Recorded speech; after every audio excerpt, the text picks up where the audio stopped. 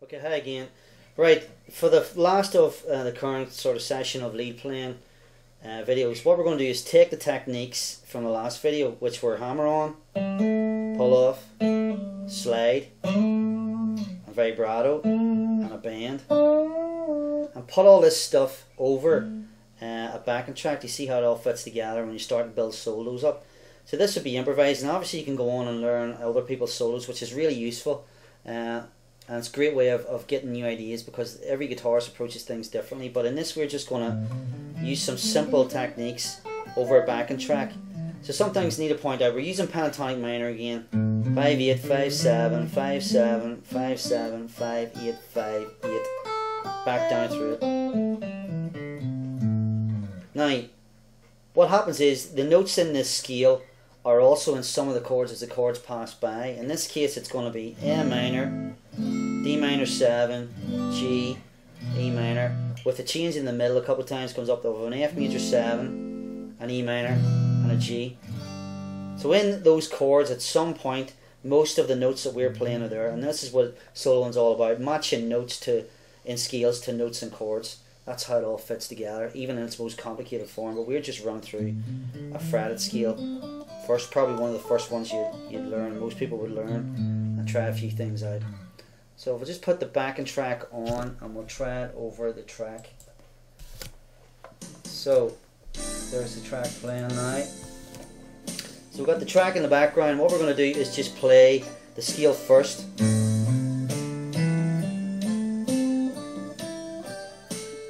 You can hear the nothings clashing there. Everything fits.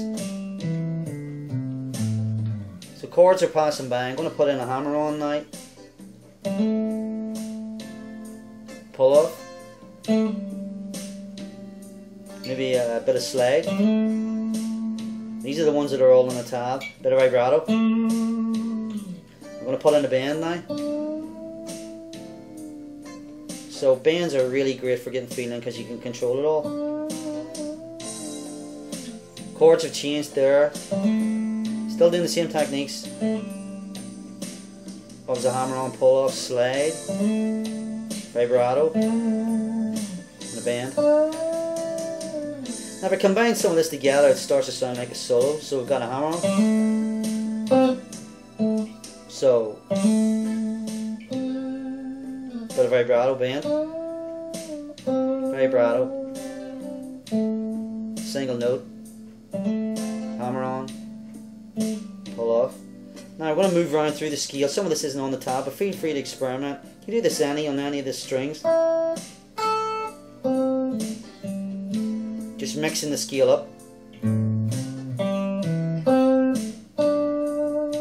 Chords are going to change. Doesn't matter where I am. Everything's fitting. There's a hammer on. So some of that there a minute ago was just picking the notes. There. Again, just single note. I'm going to come in with a slide now. Single note, hammer on, pull off, vibrato. So some of the stuff I did there isn't on the tab, but those are only basic ideas. Make sure when you're practicing this, you mix it all up as much as you can. Try and not get to this kind of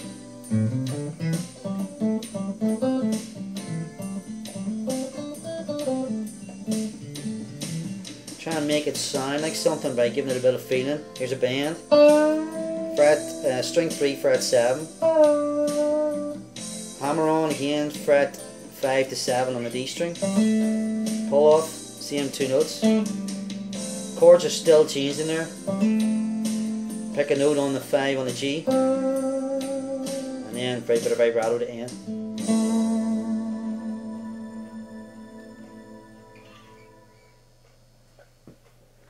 Just turn the track off here for a second.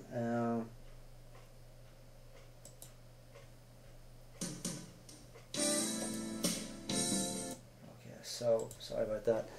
So again, what we did was a hammer on, pull off, slide, vibrato, which I used an awful lot there, and bends. So you can see in that video that as the chords are passing by,